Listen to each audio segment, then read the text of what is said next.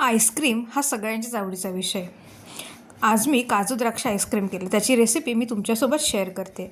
यासाठी मी whip cream 125 ml व 50 gram condense milk या प्रमाण घेतले. कंडेन्स मिल्क व व्हिप क्रीम एकजीव करून घ्यायचं.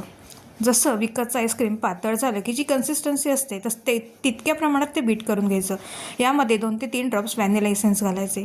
ते सर्व एकजीव झालं की प्लॅस्टिकच्या डब्यामध्ये 8 ते 9 तासासाठी आईस्क्रीम सेट व्हायला ठेवायचं.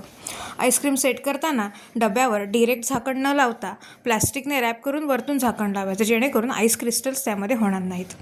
8 ते 9 तासानंतर आईस्क्रीम सेट झालं की ते पुन्हा मेल्ट करायचं व बीट करून घ्यायचं.